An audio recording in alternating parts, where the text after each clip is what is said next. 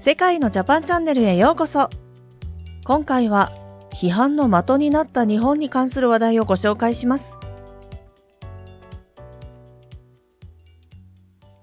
コロナウイルスが猛威を振るい続けていた2021年。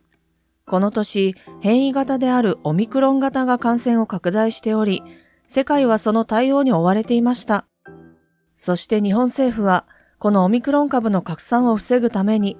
外国人の新規入国禁止を発表。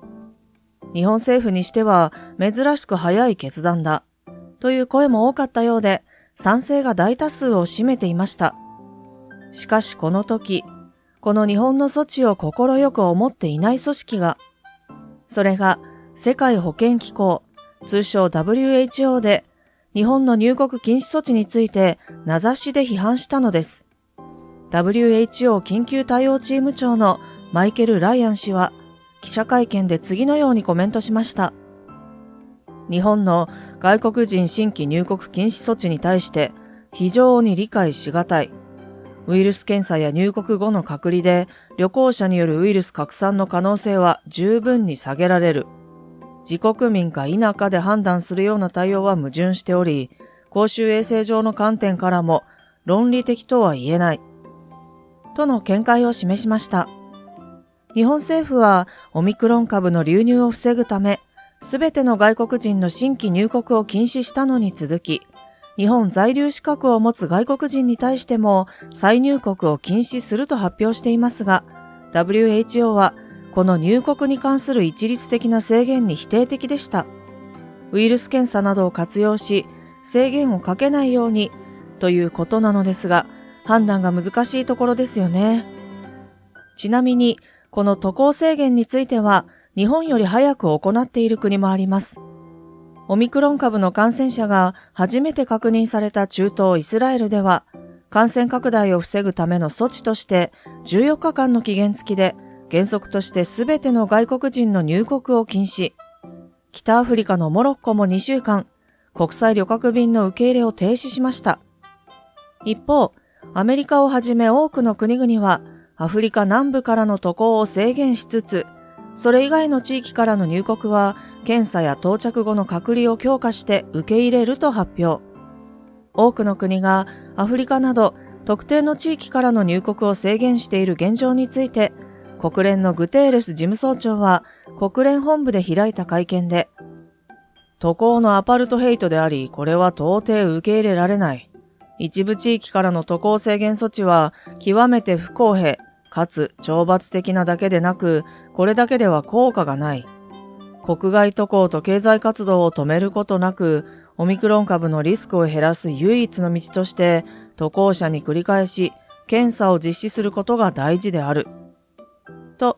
各国政府に訴えました。WHO が感染拡大防止に貢献した十分な実績があれば、まだ考える価値はあるのかもしれませんが、中国への忖度を第一に考えているような実情を思うと、すべての発言がうさんくさく聞こえてしまいますね。これら一連の件に関して当時、海外の人々からは様々なコメントが寄せられていましたので、その一部をご紹介します。海外の反応。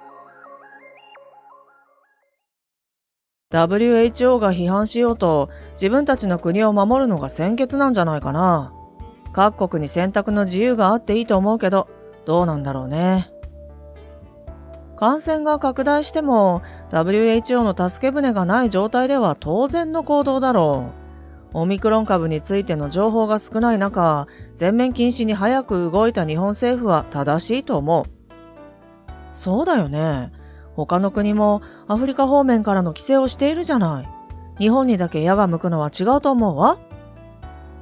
一旦シャットアウトし、安全性を確認してから解除するのが、被害を最小限にする最善策だと思う。っていうか、いつ終わるんだ、このパンデミックは。すべての国がシャットアウトしたら、早く収束するかもしれないよ。もちろん経済活動に影響があるのはわかるけど、オミクロン株がどうだったというのは将来にならないと判断できない。不確定要素が強い場合は仕方がないと思うな。でも、ほとんどの人を入国させないのは違くないかな。日本に行きたい人はいろいろな理由がある。ワクチン接種率をもっと上げてれば、こんな規制する必要はなかったのかも。デルタ株で散々泣かされてきたのに、まだそんなこと言っているのかしら。結果がどうあれ、同じ鉄を踏む方が愚かだと思うわ。WHO が批判してるってことは、日本の行っていることは正解ってことだよ。中国の息のかかった団体の意見なんて、いちいち気にする必要はない。日本に限らず、どの国だって悩んで判断してるんだから。WHO は日本の外国人新規入国禁止措置を批判するけど、コロナが発生した時にテドロス氏は渡航制限はかけるべきでないと同じことを言って全世界に感染拡大させた。同じことになるかもしれない。そう考えるのは自然だと思うな。その教訓からすれば、渡航制限はかけるべきで、二度と同じ間違いを繰り返してはならないね。そうなると、日本政府は全世界を対象にした新規入国禁止措置は良かったのかも。でも、本当に良かったかどうかは何年か経たないとわからない。今、WHO は中国寄りの組織に近い状態なので、無視が一番ですよ。感染拡大防止のためには、岸田さんの決断は致し方ないと思う。みんな同じことを思っているでしょ？自分の国を守るのが当たり前だって。テドロス氏は国内の自称専門家たちと一緒で、あちこち煽ってかき回しているだけ。自国民の安全は自国政府が確保するのが世界標準だと思います。日本と同じ対応をしている国はあるのかな？アメリカは一部の規制だけだった気がするけど。コロナウイルスが流行した当時、WHO の初期対応の失敗で今の世界がある。何の責任も取ってないんだから、今回も意見する権利がないよ。いうことを聞いていたら人類が滅んでしまう。オミクロンの正体が解明されるまでは日本の措置は必要。本音を言えば、僕の国だって一部じゃなくて全面的に入国禁止してほしいよ。以上が海外の人々の反応でした。賛否両論の意見がありましたが、冷静に見ている人が多くいましたね。日本を真っ向から批判した WHO ですが、海外の反応にもあった通り、コロナウイルスの初期対応において大きな失態を犯しています。それは2019年、コロナが猛威を振るい始めた頃、新型コロナウイルスへの WHO の初期対応をめぐって、ある国が中国で人から人への感染が疑われる事案が起きている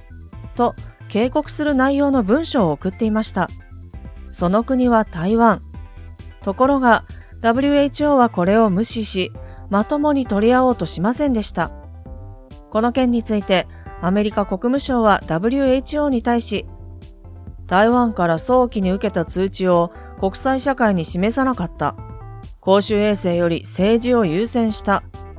と批判しています。しかし WHO はなんと台湾からの通知に人から人への感染について言及はなかったと文章の内容を真っ向から否定。この意見を受けて台湾当局は WHO に対して実際に送った文書の全文を公表しました。文書には中国の武漢で否定系の肺炎が少なくとも7例出ていると報告されていて、現地当局は SARS とは見られないとしているが、患者は隔離治療を受けているなどと書かれていました。台湾の陳時中衛生福利部長は会見で、隔離治療がどのような状況で必要となるかは、公共衛生の専門家や医師であれば誰でもわかる。これを警告と呼ばず、何を警告と呼ぶのか、私にはわからない。と述べました。こうして嘘がバレた WHO には、もちろん批判の声が殺到しました。こういった経緯もあって、話題になっていたオミクロン株の際の WHO のコメントにはあまり効力がなかったのかもしれません。もしかしたら WHO は中国を優先するあまり、人の命なんてもう2の次、3の次になってしまっているのかもしれません。現在、禁止措置を行った影響か、コロナウイルスは収束へと向かっていて、日本政府は渡航制限をしているものの、大部分の国を渡航制限のレベル1としました。これを受けて、旅行会社のツアーも販売され、多くのフライトの定時運航が通常化しようとしています。日本を発つことに対しては、渡航先の国が必要ですと言っているものさえ揃っていれば、チェックインカウンターでそれを提示し、簡単に搭乗が可能。ヨーロッパや東南アジアの一部の国は入国制限を撤廃し、コロナ禍前と同様の出発が可能です。少しずつ日常が戻ってきて嬉しい限りですね。動画を最後までご覧いただきありがとうございました。